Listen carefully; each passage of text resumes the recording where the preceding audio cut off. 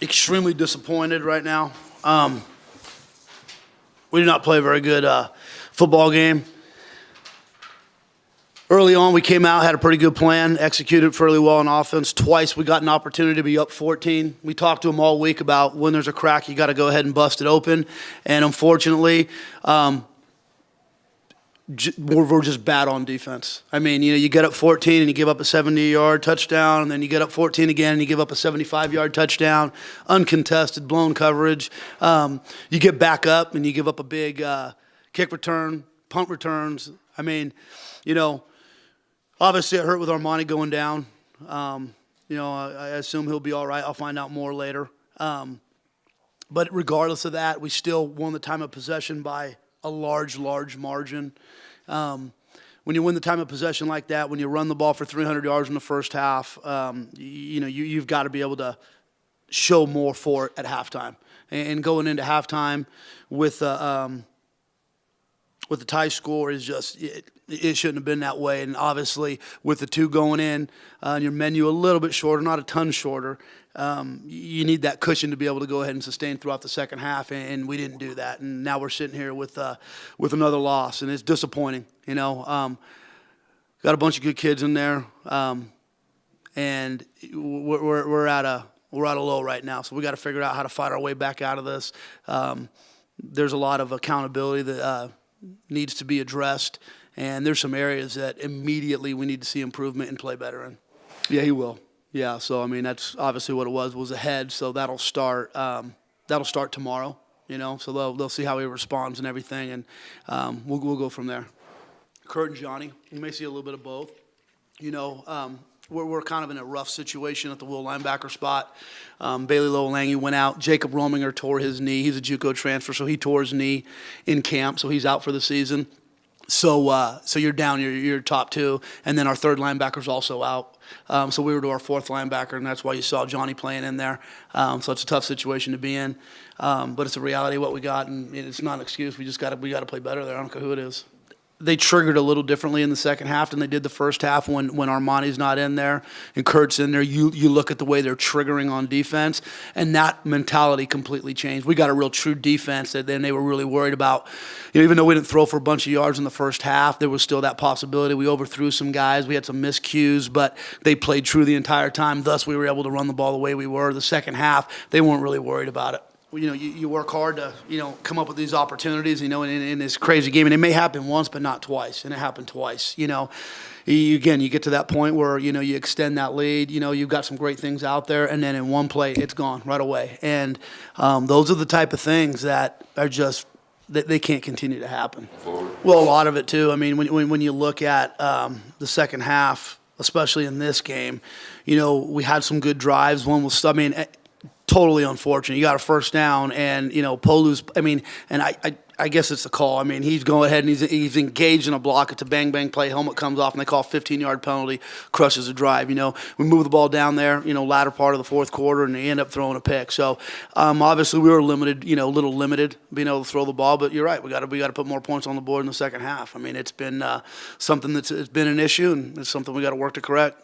Our defense wasn't on the field very often, so they shouldn't be tired. That's not an excuse to be tired. When I look down and I'm looking at it here earlier. I don't know where it's at, but I look at time of possession, and we own that by a lot. I don't know where the darn stat is, but there were plenty of times, even when we weren't scoring, our offense in the second half was chewing a lot of clock. That first drive, we took it over 5 minutes.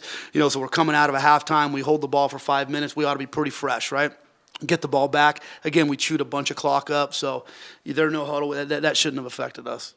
Well, obviously, heck, we got in here and, we haven't bucked it too much, but, at all. We've had 2 winning seasons in 20 years before we got here, and a lot of it has to do with the way we play defense. There's been some offenses that have come through here that have been pretty good. Obviously, there's a lot of things that go into it. Does it need to be addressed? Absolutely, because I think we've put together a more talented group in certain areas. We've shown that we can be explosive. The problem is we've got to be able to make stops when we need to make stops, and we've got to be able to play better on special teams. That was just as big as some of those big Yeah, huge returns. I mean, you're flipping the field, and offense moves the ball down to the 50-yard line. You flip the field, and then you go ahead and give the return up. I mean, that's the offense doing their job. It's not always scoring points. Sometimes it's taking time off the clock, flipping the field, getting a 3 and out, and all of a sudden you're getting the ball back around midfield, and that's just not happening. No, it doesn't. We're at 72 scholarship players. 85 is the number, so we're 13 under the number of scholarships. Next year will be the first year we get in the 80s. That's huge. Then you get a couple of injuries there, and you're down quite a few, right? So, the biggest thing about being a football coach, being a teacher, is being a problem solver. So regardless of the situation, we got to figure out a way to solve these problems, and running the ball the way we do, chewing up the clock is supposed to help alleviate some of that stuff, and it's just not doing it right now. That's a tough spot. I mean, so schematically, we're going to need to look at who's available at that spot. Do we change what we do? Do you play it? Do you add a safety in there and do some? I mean, there's some things we're going to have to do. I mean, because if all 3 of those guys are still out going into the next week, Johnny's going to have to prep at quarterback. And for us to go ahead and continue to threaten defenses, you're probably going to have to see a 2-quarterback system. Johnny's got a hell of an arm. He does some really good things in the passing game. Kurt's a little limited there, but he runs the ball real well. He got all the reps this week, and Johnny was really limited because he was on the defensive side all week, and actually last week too. But we're going to have to look at that. And if we're going to win games, we're going to have to score a bunch of points.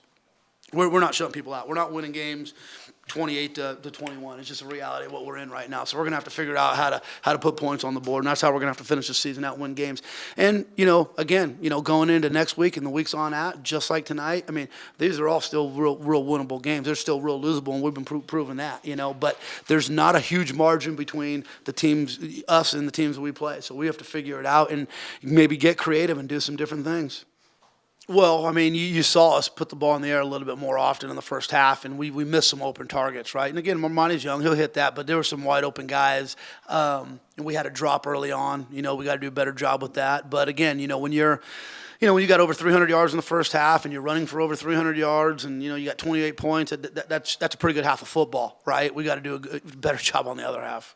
It changes quite a bit. I mean, obviously, Armani just, he's such a talent that he's going to make play. The best thing about Armani is, when you drop back and things aren't there, his ability to go ahead, and he's a big guy, sees the field real well, his ability to extend plays. And, you saw today. I mean, there are a lot of times you go back and you're telling him, hey, here's your look, 1, 2. If it's not there, tuck it and go. And he did that and kept extending drives, We had that 4th down, in the first half where we went for it, and you call quarterback run. He's got the ability and the stature to go ahead and pick that run up. So, that was an unfortunate deal. He actually hit his head on the turf is where he hit his head. So, guy running right by us. I mean, what do we see initially? I mean, you're in a cover 3 look, and, you got a guy running down the seam, and, we don't get any wood on him. That means, get some body on him, right? And you have a safety that's, not where he needs to be. And, yeah, that's a tough deal.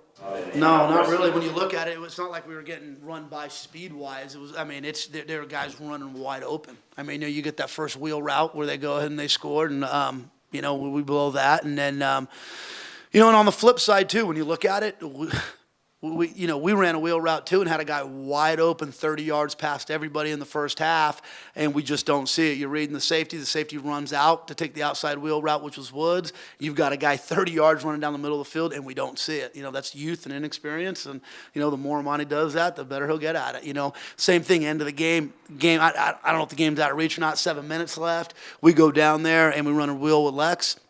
Safety jumps on it. There's a guy standing wide open in the middle of the end zone. So, and that's a number 2, just, not getting the look enough.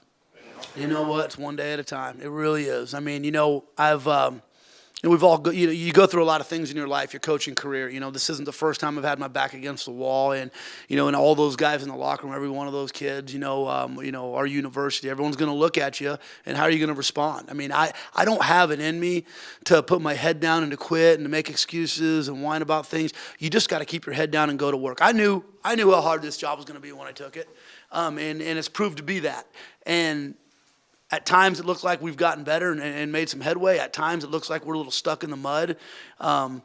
We've got to figure this thing out, and there's a lot of football left to be played. So thinking long term and where it's all going to end up doesn't really serve a purpose. So the biggest thing to me is tomorrow going back in and getting my guys right. The frustrating thing is, and I'm sure you all see it, you haven't seen a team that quits, because the way they go out and execute and play in the first half of every single game, they're ready to go. We show how limited we are in certain areas as the game goes on. You know, our game plans there, our ability to move the ball, our ability to put points on the board, our ability to do certain things, you know, is there. You know, there's been quite a few times where we've had plenty of opportunities in the last 3 weeks in the first half. And then coming out of the locker room, you know, even again, we had a good drive started, got to the midfield, now you're going to punt. That's good. That's a positive thing. You flip the field right away, and it gets bad real fast. So we just got to continue to work and grind away.